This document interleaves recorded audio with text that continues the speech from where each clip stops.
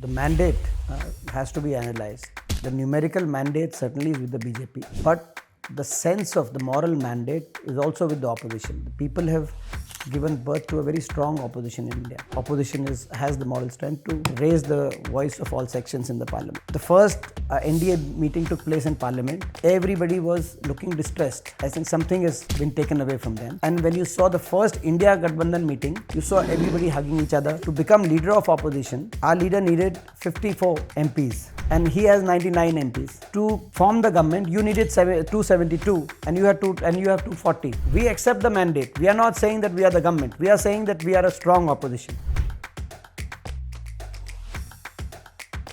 The arrogance, people have rejected the arrogance of BJP. That's the sense of mandate. People have given them another chance. Yes. I fail to understand how can anyone in that parliament can have any objection for a slogan like Jai Samvidhan.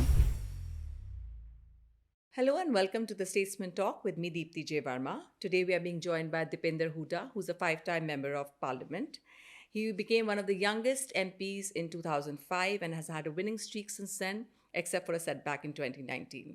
He belongs to an illustrious political lineage, with his father, Shri Bhupinder Hooda, becoming the CM of Haryana twice, and he's now considered one of the most important political voices of the state. Thank you for joining us, Deepender. Thank you. How does it feel to be back in Lok Sabha after stint at the Rajya Sabha? No, I think this is one of the. See, I've contested 5 elections. And like you put it, people have blessed me every time, I would say. I've won 4 times, but last election very narrowly, I had wasn't able to make it. So this victory is very special. In that sense. So it's something, sometimes, so out of my 5 victories, this was the most special. Most special, because to win back the confidence of the people, it is not as if last time I had lost the confidence of all my voters. I still got 48% vote share last time. It was highest vote share backed by any Congress candidate in not just Haryana, but Northwest India, most of our neighboring states, including most of our neighboring states. It was a monster BJP wave last time, but still, that defeat sort of Stayed with you. Stayed with me, and I think it stayed with a lot of my supporters. And this victory, this Lok Sabha victory is not just my victory, it's victory for my supporters and my people, because everybody in my constituency was working hard for last 5 years. To change that. So to change that. So it's a very, very special victory in that sense. So it's very special feeling to be back in Lok Sabha from that perspective. Obviously, Congress has come back with a remarkable, the seats have gone up. How is the atmosphere in the parliament right now? Do you think a strong opposition is going to change the level of discourse, the debate? Do you think it'll be a good thing for the democracy? I think so. I think the mandate has to be analyzed. The numerical mandate certainly is with the BJP, but the sense of the moral mandate is also with the opposition. The people have given birth to a very strong opposition in India, and the people have balanced the polity of our great democracy. People, through casting their votes, have, I think, given a strong signal to the ruling dispensation also that the kind of how they conducted themselves over the last 2 terms by sidestepping the democratic norms, the constitution on many occasions, and by seeking to crush the opposition's voice and bulldozing everything in the parliament and also in their governance overall. Now that kind of, I think people have rejected that. So in the sense, I think this is a very welcome this should be a very welcome mandate for all, and this should make the ruling dispensation more alert towards the people, and it has given us the moral strength. The opposition has the moral strength to raise the voice of all sections in the parliament. But unfortunately, as you saw, the ruling party has, Do you think they haven't they have not accepted this mandate. The ruling party from the I was hoping that we will see some change. in their body language, or No. Body language, there was change. there was change? Okay. Body language, you saw, and that's the magic of moral sense of a mandate. Yeah, there was a buoyancy on this side. Yeah. So that's the what I'm saying. That's the magic of moral sense of a mandate. Yeah. There is a numerical mandate. The numerically mandate is with the BJP. So they should have been celebrating.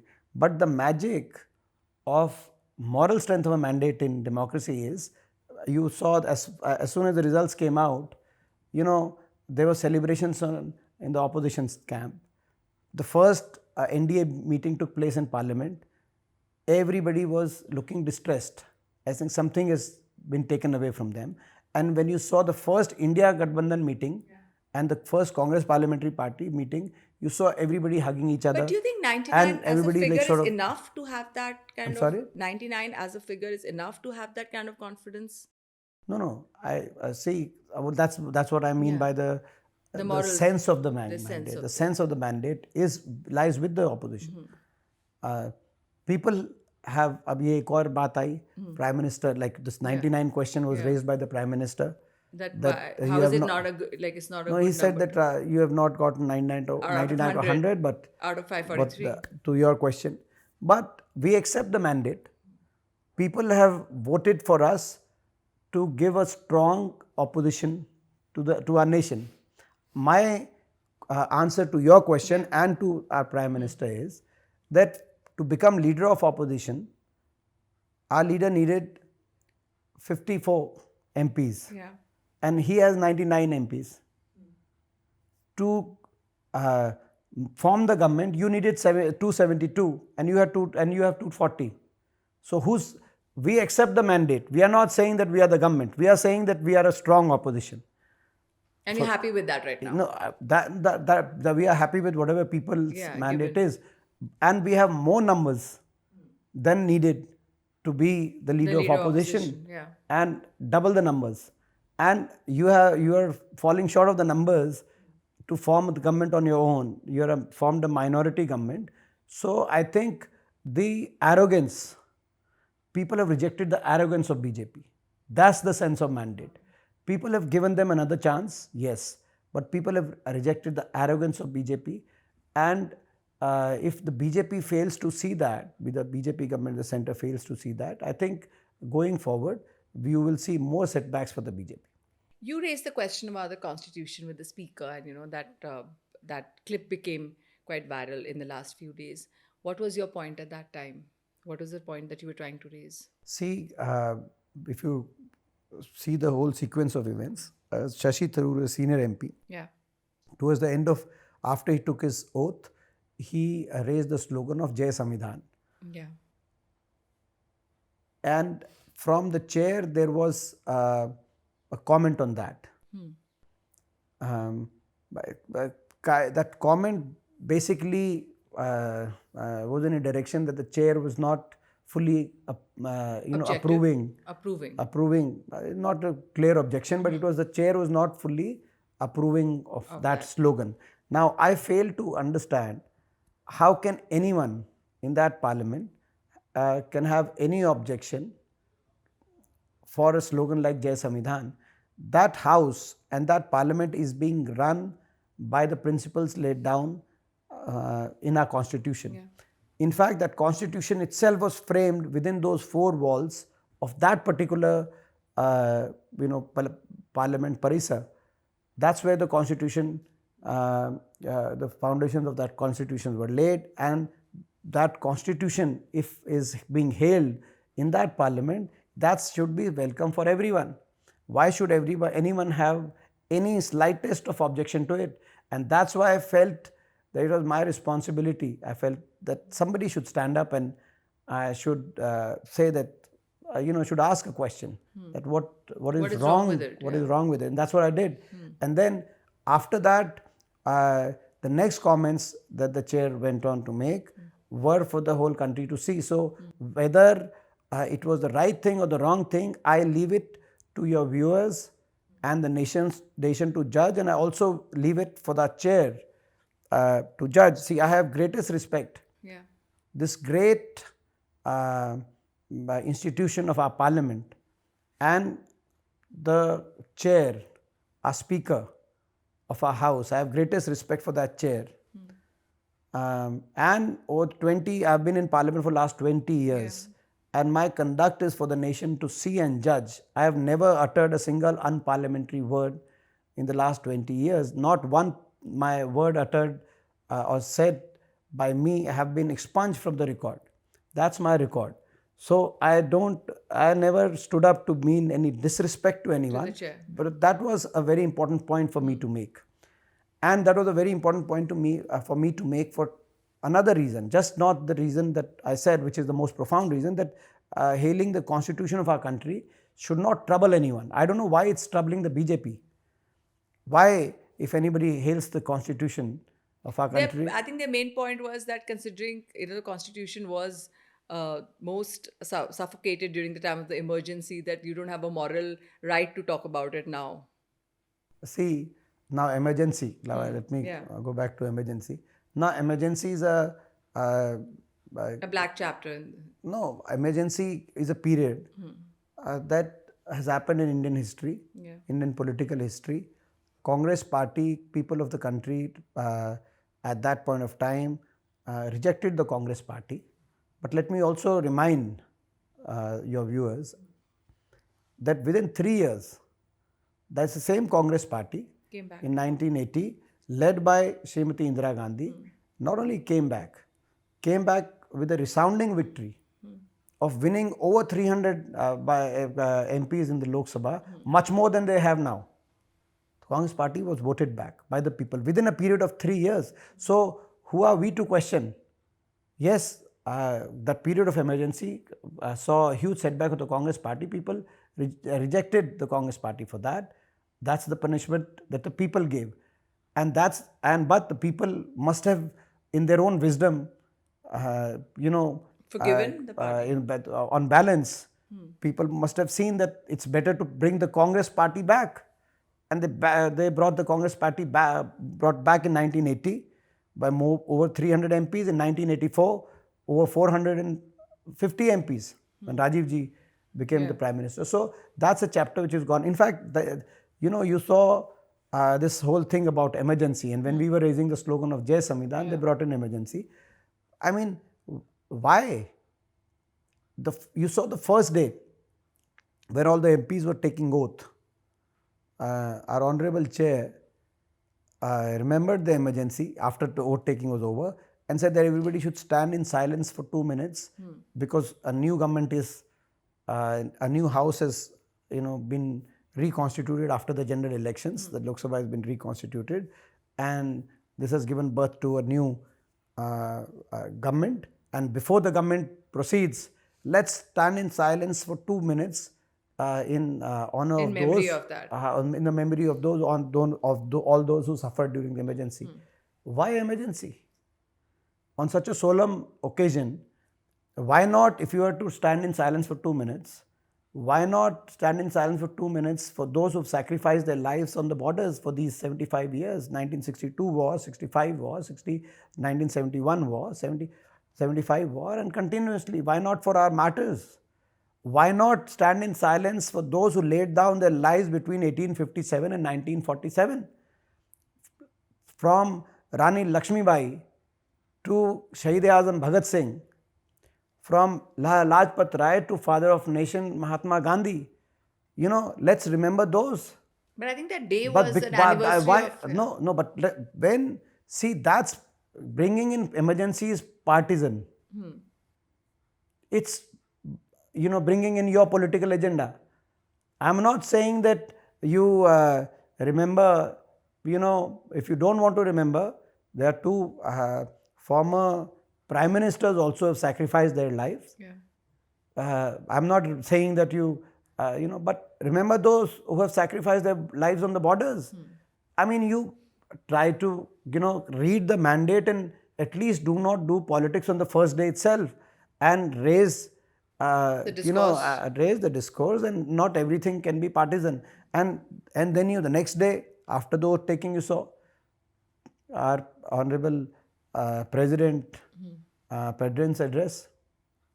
I've, was sitting in that hall, and I've heard, as you can imagine, the president speak for many times. I've been in parliament for 20 years. I'm fifth term parliamentarian now, including one term in Rajya Sabha.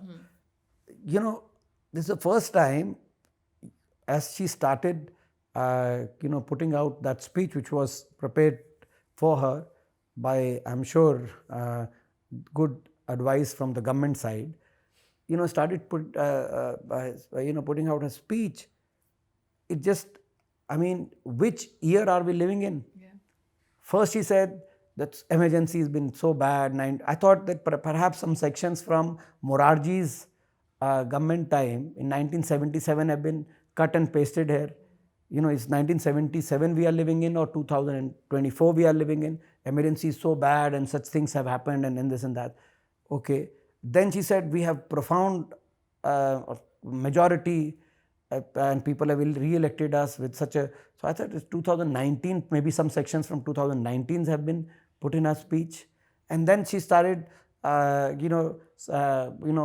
about a government's priority like 100 smart cities and this. And that's probably 2014 speech, because for 10 years we have been reminding, they have been, saying all sorts of things about those promises, but nothing, we have not seen anything. So it was very confusing, but it was very clear. It was confusing in that sense, but it was very clear in the other sense that the government has failed to read the sense of mandate. Okay. The sense of mandate is people have voted to bring about a balance in our parliament. People have given birth to a very strong opposition. Government needs to respect that. And if the government still wants to continue to bulldoze the parliament like the way it was doing for the last, in the last 10 years, then I think good luck to them. But I think government is going to, find itself being rejected more and more by the people going forward. But tell me, when the opposition talks about constructive dialogue, they staged a walkout when the PM's address was going on in the Rajya Sabha. How will it lead to constructive dialogue if anybody is not allowed to speak their point? No, everybody needs to be allowed. That's exactly our point. That everybody needs to be heard in that house. Yeah. But when you stage a walkout, what does it achieve? When we are not being allowed to speak, when our mics are going to be switched off while we are speaking, or when somebody Is there a like method me, to that? Why does it happen? or somebody like me who stands and says that Jai Samvidhan should not be objected to, then such a member gets rebuffed. So at least we have the right to walk out. That cannot be taken away from us. So you think it's a good form of dissent? Certainly. What options do we have? If we are allowed enough time to speak, and to that should happen. If not, then of course it is incumbent upon the opposition to explore all the options available, which are within the constitutional norms, to make a point. Yeah. Okay. The NEET controversy has obviously hogged like a big chunk of the current discourse going on. You as somebody who's had like a great academic career, what is your view of competition exams in India? What do you think should be changed? What do you think about the basic student who's going through this? See, first of all, I think the government should take the responsibility. Okay. This is a very, very big issue. The paper leak issue is extremely important issue to be solved. And there are ways and means to solve it. I'll give you an example. Yeah. But first of all, I must say that for NEET, the government should reconduct the exam. It was a major leak. This whole affidavit that the government is giving to Supreme Court, that it was a limited leak and etc. etc. You cannot have there are certain things you cannot, the justice has to be, Even if it is limited, you mean? I mean, you cannot have a half pregnant justice. There's nothing like that. I mean, it Should will be be fully delivered. It has to be fully delivered. There is nothing in Half measures. half pregnant justice is It's just a not good figment, enough, just a figment of imagination. It's not possible. So I think that's that. And this now coming to paper leak, and Haryana is the big sufferer. Haryana state is a big sufferer of that. Millions of our youngsters are suffering because of this. A record number of paper leaks have occurred in Haryana, unfortunately, and you can totally solve it. I'll give you an example, right? So, or there are a lot of exams that people give if they want to go to study abroad. I mean, there is SAT, there is GMAT, there is GRE for the graduate, for SAT for the undergrad. IEL. Then there is, USMLE for the, those who are pursuing medical science, etc., etc. They are, on demand, examinations that anybody can enroll in and can go to their authorized centers and give those exams on a set of a computer set. And those there is sophisticated software systems working behind those how the exams are conducted. They are pool of thousands of questions, and from those questions, every question has their own difficulty level, etc., etc. The software systems pick on those questions. Each student or each person who's giving that exam will be presented with sort of different questions, but the sense of the questions and the difficulty level of the questions, and to assess the software is working behind to ensure all that. Now, that's not a magic system. That's a system that our engineers have designed. I mean, used to work for Infosys. I was in a project which we were designing this this system for SAT. So our software engineers are doing it for them. For the US universities, for the UK, all the other. I mean, have you heard of a SAT paper leak? No. It has not. I mean, the students from all across the world are giving these exams. So US universities can do it. Their education system can do it. Why can't we do it? And they are not doing. They don't. I mean, our software engineers are designing this system for them. And I studied in the US also myself. So I've given these examinations. So I've seen how this whole system works. So it is a very much. I think this concept of that everybody has to give the exam on the very same day. That creates this situation of the paper leak. And I think we need to fully reform the way all these competition exams are held. The competition exams and the job examinations, etc. The whole system, I think, needs to be overhauled. Overall reformed, and it can be done. It can be done. If Infosys engineers can design the software systems for the US examination systems, which conduct exams all over the world globally, and not one example of a paper leak or any way to. There's no way to cheat the system, because every question paper is going to be unique. The software system is going to pick. If for example, I tell you that these are going to be 50,000 questions, and anybody can get any of the out of these 50,000 questions, 50 questions are going to be asked. So if the whoever aces it, and any of that so it's totally possible, and we should do it.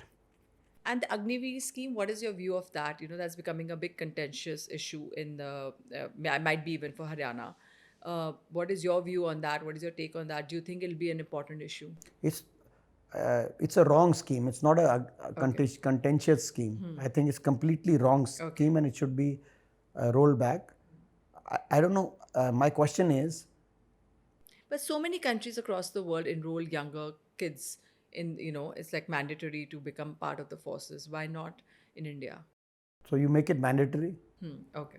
So you think that would be better? No. So, I mean, every country is different. Yeah. Every country's situation is different. You are bringing in a scheme which is like sort of in the context of Israel.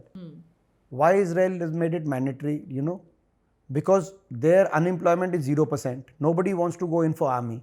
Okay. That is why this four-year scheme is. I mean, you think in India unemployment is 0%?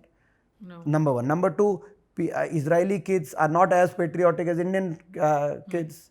In India, there are a lot of youngsters who want to, go to the wear the baggy green. Yeah. They want to wear the baggy green. They want to go and serve for the country. And they prepare their whole, for number of years, they work very hard to prepare to go in for army. That's, the kind of tradition that you see in many of Indian states. Indian families, That's the kind of patriotic fervor with which and people want to go and serve the army. Yeah. That's not present there. So my question is to the government, how this scheme was brought about? The nation needs to know. Because army is one institution that nobody can question. In these last 75 years, that is one institution which has always held our flag high. Nobody can question, and it's like beyond politics. It's much above politics, partisan politics. As far as our performance is concerned, army always, has been matter of pride for India. Yeah. And not just who's in government. When Indira ji was in government, 1971, it was this army, through Pakki Bharti, which led to that great victory, that creation of Bangladesh, which changed world's geography. And it was this very army which ensured that the Pakistan saw the bitter loss on the peaks of Kargil. Maybe at that point of time, Atal Bihari Vajpayee ji was the Prime Minister, but our army, constituted through Pakki Bharti, at no point of time in the last 75 years let the nation down. The flag was always flying high. Nobody can. And then suddenly, was it in your manifesto? No. It was not in the BJP's manifesto to bring about change in the Pakki Bharti system. Was it something which was demanded by the army? No. In fact, army did not even know about it. General Narware in his book has said that it came as a big shock to the three chiefs. So army did not even know about. So it was not a demand from the army side. Was it being demanded by the youth? Absolutely no. You look at all the coaching centers in these all these areas where the traditional army recruitment has come from. Their numbers have collapsed there of people who are preparing to wanting to join the army, or the youngsters. The numbers have collapsed. So many people are leaving in the middle from their 4-year term as Agniveer and coming back. So this was not a demand from the youngsters. This was not a demand from the army. This was not in your manifesto. This is not in national interest. As now a report which has come out, that the army's internal report, Ministry of Defence internal report, which says that if there is one factor which has led to extreme weakening of the army, of the soldiers' morale, it's been this scheme. Because before this, there are many factors in that report, which was reported by Indian Express, many other newspapers, which you must have read also, that earlier there was a jazba of one Jawan to to even sacrifice his life for this for his peer. एक दूसरे के लिए जान की बाजी लगाने का जज्बा. Do you think that's watered down? No. Now it's a feeling of competition. Okay. Earlier it was camaraderie. Yeah. Now it's competition. Now it's like, out of these Agniveers, only 25% are going to be retained. So the rest of them are going to be disbanded by the end of the 4 years. So, morale is the biggest weapon that any army can have, bigger than any other weapon that can be provided to the army. You've so now so it is not in the national the security interest. It is not in army's interest. It is not in the interest of the young who wanted to go there. So it's not in our nation's interest. But my question is, where did this scheme come from? Now you tell me one thing. Yeah. 6 months of training, and you're putting those kids eye to eye to the people's PLA army on the Chinese border, where Chinese army are getting Highly trained for trained. 5 years. Yeah. So I think completely wrong scheme. I feel quite agitated. Yeah. This is an issue close to me also, my heart also, because every 10 soldier is coming from Haryana to Indian Army. So it's our, if there Duty is to one state in the country where the slogan of Jai Jawan, Jai Kisan finds resonance in every household, it's Haryana. So it's quite sad for us to see. And I'll say, most of the areas where traditional recruitment used to take place, BJP has lost the election. So that should be an alarm bell. And that should be something that they should take into consideration. And I'll tell you another example. Gurkha recruitment for Indian Army used to also take place from Nepal. Yeah. And do you know that Nepalese government has said no to Agniveer? Okay. So they said that Indian Army cannot recruit. So they have now rejected Indian Army recruitment camps. A lot of Gurkhas for Indian Army used to be recruited also from Nepal. Now Nepalese government are saying that no, you can't do it. Now a country like Nepal, they are disallowing Indian Army to go there and conduct recruitment camps because they said that this is such a lousy recruitment scheme that you have. Yeah. But so some Andhbucks are unable to still see, and they still see this issue as a partisan issue, which is really unfortunate. Indian Army should be always above partisan line. You talked about Jai Jawan, Jai Kisan and how it's, a thing which is very, very resonant in Haryana. You were one of the most vocal champions of the anti-farm movement, farm law movement. What was the problem with it? Now all the farm laws have been repealed, but what do you think would have happened if they were in practice? How would they have damaged the basic farmer? See, or the agriculture? like I said, if army recruitment scheme is good for Israel, it can't be equated with India. I gave you example. Yeah. That sort of must have clarified to you also. Yeah. Similarly, if corporatization of agriculture is a policy which may be acceptable to US, just because it's a thing in US, it cannot be in Indian context completely different. In India, see, in US only 0.5% of their population is engaged in agriculture. Yeah. And average land holding in US is almost 650 hectares. You compare that to India. India, the average land holding is less than 2 acres. And there are various estimates, but about 35 to 40% people are directly engaged in agriculture. So it's completely different. So if you bring about such a huge change, see, even if, in spite of all that, if you go to see what's happening in US agricultural system, the big companies are controlling everything. And these big farmers, thousands of acres of, their land holdings, they combine and they are unable to fight them. In Indian context, if the government sort of steps back and gives one or two private players, and Adani was the biggest player at that point of time, which is setting up all these silos and warehouses and etc., and the private mandis and stress. If government were to give them the monopolistic situation, then that's not workable in Indian context. In Indian context, the system which has really worked well is the mandi system, which exists in states like Punjab, Haryana. You look at why Punjab and Haryana, after the green revolution Are were prosperous. were the breakthrough states Yeah. which did better than rest of the country in terms of per capita investment and in terms of all the other development indices that we saw.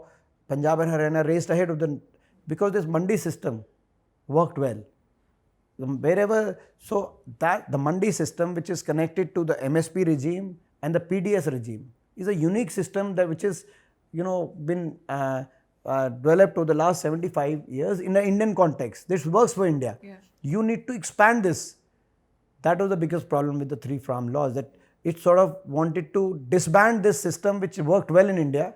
The question is that you need to take this mandi system to rest of the other states where more crops are covered within the MSP regime. Yeah. And better MSP is provided for by taking into consideration the Swaminathan recommendations, 50% profit margin thing, and more crops needed to be including in the MSP system. That needed to happen. That needs to happen in India. Instead of going in that direction, you went into the direction that since places like Bihar don't have a mandi system, it's free for all. The private players can. Let's have that system all over the country and dismantle this mandi system at all. And that's why the states which were first to rise up against the Haryana and Punjab. Haryana, Punjab, Western Uttar Pradesh and Rajasthan, because this is the area where most of the procurement is coming from these days. Now Madhya Pradesh and some other states are also catching up. And if Adani wants to come and invest in Haryana, going in the future, what would your take be for that? Everybody is welcome. Welcome. See, there is a misconception. I mean, Congress is not against Wealth creators. any, business house or we are not against private players and corporate players, but there has to be sets of rules defined in any marketplace so that the vulnerable in that marketplace are protected. That's what we, in fact, liberalization started in 1991 when BJP completely opposed it under Dr. Manmohan Singh ji. And Indian market was opened up by the Congress party. All these companies became big corporate players during our tenure. Yeah. So But we don't have any problem with Adani. So I'll tell you with the question about Adani. Yeah, Adani. Yeah. For example, in Haryana, when our government was there, the Congress government was there, at that point of time, there was a power purchase agreement that we also signed with Adani Power. Okay. Our problem, so it was a competitive bid.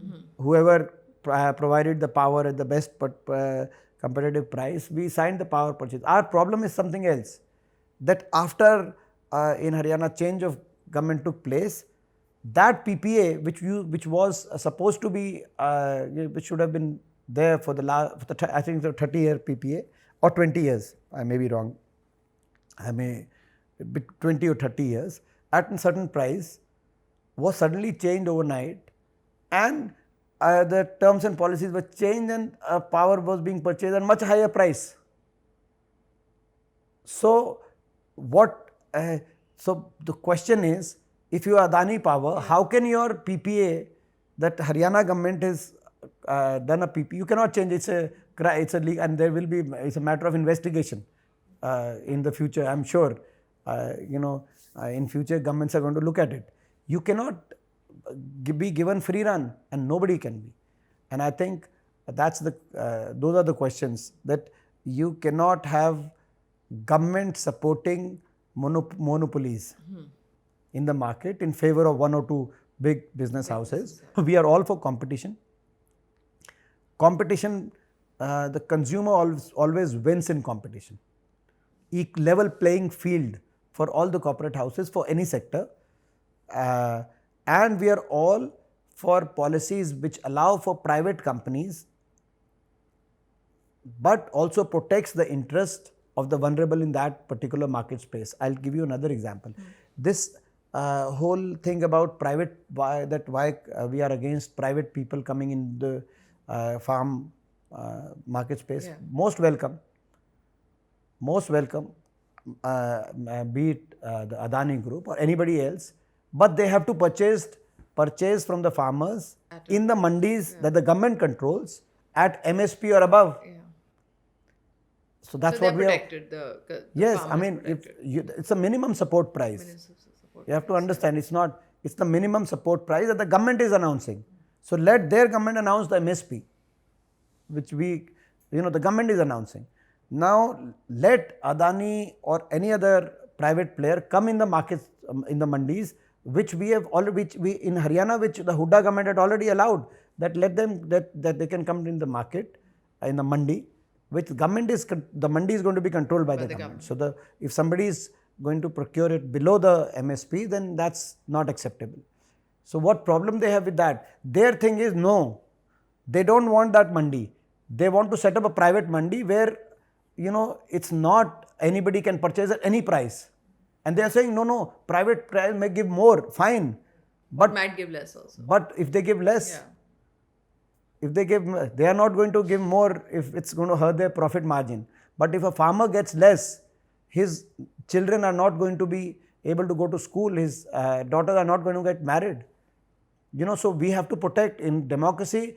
While somebody is trying to further the interest of big corporate players, somebody else may also raise the voice to try to protect the interest of those sections that the Constitution has also provided the equal rights for.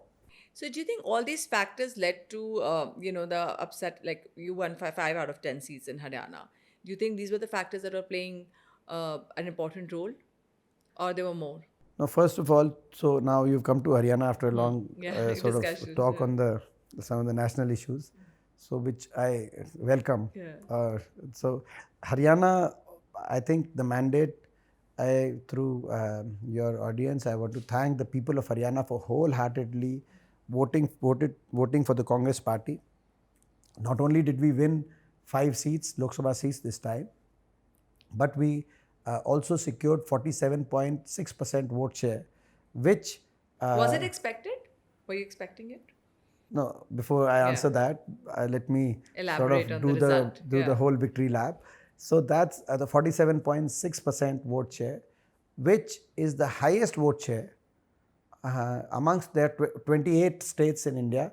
For the India alliance of the opposition, this whole debate about North versus South also has been answered by Haryana, or this minority, population states versus, because Haryana has broadly, the highest vote share has not come from Stalin-led our coalition in Tamil Nadu, which is second highest, or Karnataka or Kerala or Telangana. The highest vote share that India Alliance has achieved in the 28 states has come from a state which surrounds Delhi on 3 sides, in the very north, Haryana. That's number one. That's why we need to be respected. I mean, as a voice in Parliament. 47.6%, which is more than the BJP, 2% more than what BJP got in Haryana. We in Haryana have seen an upswing of 20%, 19.7%, which is highest upswing that any party has seen across India. Our own vote share in Haryana, the Congress party's vote share, is after 1984 highest ever in our state. And another very interesting thing is, in Haryana there are 90 assembly segments. In each one of the 90 assembly segments, Congress's vote share has seen record increase, and BJP's vote share has declined in each one of those 90 assembly segments. While we have won 5 seats, but we did very well. We have a very tough contest on the rest of the 5 seats also, and you can see the trend, the direction. So that's what I mean by the sense of the mandate. Here the direction and the sense of mandate is very clear. People of Haryana have spoken. Lok Sabha में BJP को हरियाणा के लोगों ने किया है half, विधानसभा में 3 महीने बाद बीजेपी को कर देंगे साफ. So obviously you're very upbeat about the upcoming elections. No, it's not a question of me being upbeat. The numbers speak for itself. Haryana has voted for a change. I mean, the BJP government has failed Haryana. And people of Haryana have decisively decided in favor of the Congress party. That's what the mandate is telling you. BJP has completely failed Haryana. I mean, that's what Haryana used to be a state which used to be known for its progressiveness. it was number one state in 2014 under Hooda ji and the Congress party. Haryana was the number one state in per capita income 2014 when BJP government was formed for the first time. Per capita income, number one in per capita investment, growth rate. Haryana was known for all the good things such as all the policies for the poor, for the farmer, the sports, how the sports persons were being promoted in Haryana, which was bringing a lot of pride for our country. So from that, number one in per capita income and per capita investment, now after 10 years of this double engine government, Haryana has become number one state in terms of unemployment as per Modi government. That's Modi government's answer in parliament. Number one in terms of crime. Number one in crime against women, number one in crime against SC and STs. And Prime Minister's own advisory council names Haryana as the देश की सबसे असुरक्षित राज्य. So number one in crime, number one in drug related deaths, more than Punjab, and more than Himachal, and so basically a state where the government is proved to be the most arrogant and anti-people government, where all sections have been punished sometime or the other by the government completely through their arrogant behavior. You saw the farm agitation, 750 farmers lost their lives, but not a single word of sympathy from the BJP government for any of them, those families. Imagine those who have lost their dear ones. You saw how the daughters of Haryana who brought glory to the country through the medals, how they were dragged on the streets of Delhi, but not a single word was uttered by the Haryana government or the ruling party in Haryana. But at least those three words, that justice will be done, have patience. Those words were also not uttered. You saw how those were treated. You saw how our sarpanches were lathi charged upon. Our Haryana government employees were lathi charged upon. Even our small little children, this is something which is not very well known in the national media. In Haryana, the current government went on to close 2,200 schools, the government schools, and 500 schools in Haryana. The small little children had to sit in dharnas. These are children going first class, second class, third class, sitting on dharnas for days. That the school should not be closed, bring my teacher back. I mean, I went to so many of these dharnas, but it's been such an arrogant government, which is basically, instead of taking Haryana forward, they've actually destroyed the Haryana story totally. It is, so all these reasons are will lead to they are the reasons for this particular direction in which Haryana's mandate is going, and I'm sure 3 months down the line, Congress will be back in Haryana, and the change needs to occur in Haryana. Haryana has such a great potential. It's a state that surrounds Delhi from the third side. Geographically, such importance for our country. Haryana can become one of the first fully developed states in the country. It can become a state where infrastructure is comparable to anywhere in the world. I mean, it can become a state where the metro connectivity is the best amongst the entire country, because we are surrounding Delhi from three sides. So it can become a state where the world-class education can meet world-class job opportunities for our kids. You also know that in Haryana also is seeing the highest flow of youngsters out of Haryana to all the illegal routes, the donkey routes, to US, to Canada, etc., etc. Youngsters who have lost faith that in their own state they will have good future. Those youngsters who wanted to go to fight for their country on their borders are now taking the donkey route and crossing America's borders and in their villages, हम हरियाणा में बोलते हैं पटाखे छूटते हैं, कोई अगर America का बॉर्डर क्रॉस कर ले तो in their village They people celebrate celebrating. that, What yeah. kind of wish guru are you talking about? What kind of Amrit Kal you are talking about? Youngsters are losing their faith in their own country. They are taking the donkey route through Panama jungle, taking the most hazardous route in the whole world to sort of to do mazduri in America, and they're still their parents and villages are rejoicing because they've lost hope in their own state. Those youngsters who wanted to go and fight on the border of Pakistan and China for their nation and make their make the country proud. Now they are going to fight for Ukraine and Russia, and you're talking about so I'm sure that all these factors have people have been seeing what's happening, and people will support us. But what about the challenges that the Congress internally has? Like, Kiran Chaudhary and her daughter recently left the Congress, joined the BJP. Kuldeep Bishnoi also is there's an accusation against you that, the Hooda clan is becoming very powerful, and, there's some sections of the Congress are not happy with that. How would you counter those allegations and those challenges within the party? No, there is. In Haryana, there are no factions, factionism.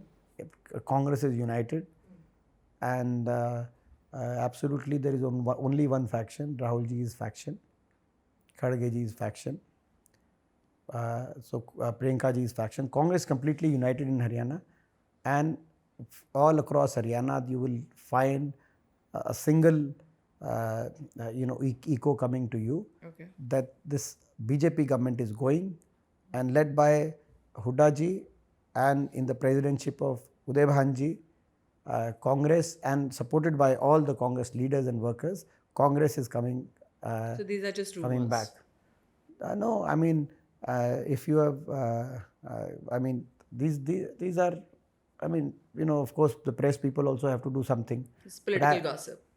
No, it's not something. I mean, I think if you are saying that somebody's said that you have read somewhere that a certain this faction is becoming powerful. That's what you said, right? Yeah. What did you say?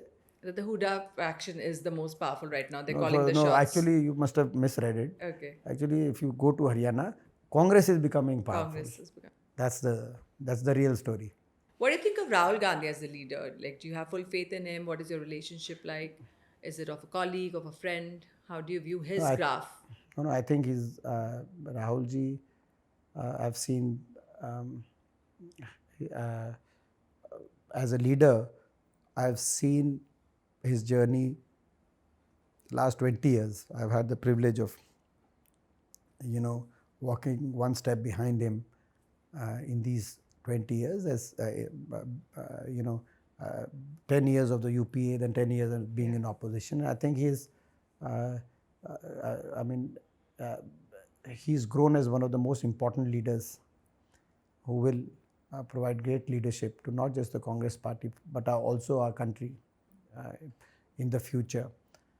He's a very sincere person. He's a person who has great conviction. He's a person who has absolute clarity in terms of his ideals and ideological moorings. He has great clarity about what he's fighting for, and he's a very, very strong-willed individual who can fight for what he believes in. So I think those are great qualities that you can have in any leader. So I think single-handedly, the kind of hard work he put in to resurrect the hopes of our party and hopes of the opposition, frankly, when you people, by you people I mean the press, and the press and most sections of our society were giving us no hope or no faith. I think that's very commendable. What he did with the Bharat Jodo Yatra, etc., is a very, I think it's an inspirational journey. And I think I have great hopes in his leadership. I'm sure he'll continue to take the Congress party forward, and he'll also prove to be a great leader of opposition. I think when he took over the leader of opposition, one of the things when I congratulated him, I also told him that perhaps the next few years are going to be the best and most memorable years for him also, because I think now he has enough momentum to take and build on this mandate. I missed a question about the Haryana upcoming elections. There was recently a report about how Haryana has a very low forest cover, and a lot of youth is uniting for the Aravali to save the Aravalis. Do you think that will be an important issue for you That as needs well? to be an important issue, because the current government is basically scammed off huge portions of Aravali, as has been reported by the media from time and time again. So I think so. You So will that's so. put So your I think weight it's a big issue it for should you be as a well. important question. I think I mean so. We have raised it previously, but I think we need to also raise it more. Focus more on it. Because it's not. Yeah. I mean, certain sections of our civil society in Gurgaon tends to raise these issues, but otherwise, as opposition also, we have failed to bring this issue to the center stage. Crystallize it. You're a fourth generation politician. There's always an ongoing argument about nepotism versus meritocracy. Where do you stand on this thing? So, in democracy, nobody can progress without public support. Electoral Electoral politics. support. Yeah. And electoral support, the people support, you can get foot in the door. But beyond that, it's how you perform and how much you are accepted by the people. I have contested 5 elections in 5 Lok Sabha elections. In all 5 Lok Sabha elections, my vote share that I have been able to achieve in Rohtak, by the blessings of all my constituents, every time it's the highest vote share for any Congress candidate, not just in Haryana, but across northwest India. If you look at the neighboring states, Gujarat, Rajasthan, Delhi. So, achieving highest vote share for the Congress party in one election can be, and getting that ticket in my first election is can be largely attributed to the fact that I belong to a particular political family, and that has helped me to get my foot into the door, the first opportunity. But beyond that, if I don't perform for my people, and then it is the people's will to accept or reject. So for 5 consecutive terms, this time also the margin of my victory, 3.5 lakhs, is not just highest in Haryana, but in percentage vote terms, this is the second highest victory for the Congress party in the entire country after Raebareli, that Rahul ji has won, where he got 68% vote. In Rohtak, it was 64% vote share. So the second highest victory in the entire nation has been delivered by a small state, Haryana. People have seen me. They have seen me for all these 20 years. It's up to the people to either accept or reject. And as far as, yes, I think that it is the first opportunity. Now coming to the first opportunity, yes, it is. Sometimes I also feel that perhaps it's a little unfair that somebody belonging to a political family can get that first opportunity. Perhaps I accept that. But personally speaking, for me, it is a matter of privilege that I belong to a political family which has stood for certain values for more than a century. My great-grandfather was sent to Kala Pani while he was fighting the British in A lot of people don't know about him. 1908. My great-grandfather, Chaudhry Mathuram, he was sentenced to Kala Pani while fighting the British. He was the first district Congress committee president when the Congress party as a organization was started. At that time, being a president of district Congress committee was also not legal because we were fighting the British. Then he contested his first election in 1923. And then, of course, after that, my grandfather jumped into the freedom struggle. He was, captured by the British, and he spent at different andolans, spent 8 years of his young life in British prison. By the time India got independence, he was also a member of the Constituent Assembly, which was entrusted upon the task of forming the Constitution, writing the Constitution. So led by Baba Sahab, all these members, they had their own contribution in that writing of our Indian Constitution. So I think the same. So we, for more than a century, we have held on to the same ideology, the same party, and the same constituency, and the same area, and so I think, and then my father, through the course of his political career, he was elected member of parliament 5 times. Then he was leader of opposition 3 times, chief minister 2 times, and he was so he did, and he has made a lot of contribution for the state of Haryana.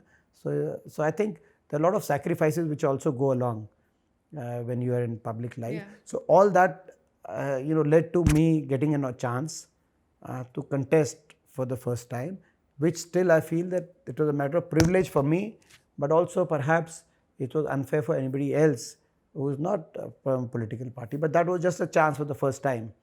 There are so many political families who you see, because of their political background, get a chance, but then people do not accept. They don't accept. They do not find that kind of acceptance. So I have been blessed. I feel that I'm very much blessed, and I'm very thankful. I'm very grateful, and I don't know, if I deserve it, frankly. But the fact that in my 5th election also, people have supported me to the extent, and from all sections of the society in my constituency, I think it's a matter of being thankful and grateful for the rest of my life. And just to end with the question that, you studied engineering, then you went to study business, you were at Kelly Business School when you got the phone call to come and contest elections, and you were one of the youngest MPs at that time. Did you back then think that you would be sitting here 20 years later with such a career behind you? No, see, I think... Were you prepared for it? I think it's not a matter of I got a call that you have to come and contest. So let me correct... How did it happen? Correct you on that. So I think, so that's a interesting story. So you're like you rightly said, and personally, that I was, after my engineering, I was, after I did my graduation, I did my engineering, I was working for Infosys. Yeah. While I was working for Infosys, I had gotten this opportunity to go and work in New York. And when I was working there, I thought that let's do my, I wanted to always do my master's. So I did my MBA from Kelly School of Business, like you rightly said. After that, I was working in US, and I was doing quite well, professionally speaking. And, but there was something missing. I was working in Dallas at this point of time. I was living in Dallas, doing extremely well. But there was something missing because my heart always was in India. And, while I was still working there, every day I would used to go on Google and search what's going on in Haryana and what's going on in Rohtak and etc. So this heart was always there, and something used to be always troubling me. I always used to feel that it's great superficial life, but it's internally something is amiss. Then, I was in the middle of switching jobs. McKinsey made an offer to me, and I came back to India for a little break before I could return back to join McKinsey in Dallas, which I went back. When I came back to India, I saw that there is great opportunity and in the to serve field, political. Okay. I've never had any interest in business. So to serve the people, to do something for my country, for my state, for my people. That, when I went back to US, even accentuated that feeling of that pain in my heart. There's a, in English, Yearning. in English they say yearning, or there's something which they say haunts of dilemma. Yeah. And those haunts of dilemma can be very painful at times. So for me, on one side, that I was doing extremely well, and McKinsey was something that I was planning for a long time, etc. And then on the other side, it was that internally there's a mess. Then at that point of time, I remember I was reading this book by by a guy, America's former president, Bill Clinton. There's a lot of things in that book which I subscribe or don't subscribe to. But this particular chapter, which I would remember for the rest of my life, he said that whenever you are sort of, in such science, it's such Dilemma. form of quandary or dilemma, you should look at your short-term goals and your long-term goals. And the long-term goal should be defined by what would make you happy when you're a 90-year-old old person sitting in your room all alone. What kind of life would you have lived? Yeah. That 90-year-old person would be proud of. So this was, by the way, I remember this. This is Thursday night. I'm reading this book 2 or 3 o'clock in the night, and I said, okay, these are my short-term goals. I need to do this. But in long term, when I'm 90-year-old, okay, there are two options. If I do extremely well here, I may be CEO of McKinsey, or I may be doing whatever. Great bank balance, great life, etc. On one hand, and on the other hand, if I had done something for my people, something for my country, something for my state, that 90-year-old guy, a 90-year-old Deepender is going to be terrible thinking that, oh, so much money I've made. I've lived such a great, lavish life in US, but I had an opportunity to do something for somebody and I couldn't do it. I didn't do it. Didn't take that opportunity. So that bank balance is not going to help me at 90. At 90, 90, you're just, So I said, okay, So I took the decision in that night. Friday morning, I remember, I went back to my office. I resigned. Submitted my resignation. You needed to give 2 weeks notice. I don't know what's the rules now in those days. I submitted my resignation. I went back that evening, Friday evening, sold off my car, sold off my house, which I, distress sale at huge loss, but I needed to sell because on Monday I went to office in rented car and came back and stayed at friend's place. And 2 weeks later, I was two briefcases on the Dallas airport on a return flight to India, telling all my Indian friends, see, I can go back from this country with these 2 briefcases, saying that now there's nothing here for me. But could you say that about leaving India at any point, that you are just leaving with 2 briefcases? And so I came back with that higher ideal in mind, and that's why. So for me, these 20 years are it's not the journey, it's the goal. So it's not the decision you made that day. My aim, what I want to achieve, is I'm achieving it every day. My aim, what I want to achieve in my life is what I'm doing every day. It's not about. So this journey is my achievement. What about work-life balance? How do you ever unwind? I think that's a question which I may not have a great answer to. So that's a question. I think you have to make a lot of sacrifices being in public life. But I've tried to make amends. There was a period of time where work was everything, but I think it's very important to have that balance. I've realized that, and I've tried to make amends. And but still, I think that's something which I many of my peers in my field have complaints against about, and especially for the next 3 months, you're going to be very, very, very busy now. Yeah, I think so. Yeah. Okay, thank you, Dipender. Thank you for talking to us Thank today. you, certainly. If you liked the episode, do not forget to share it and also like, share, and subscribe to all our socials. They're all listed below.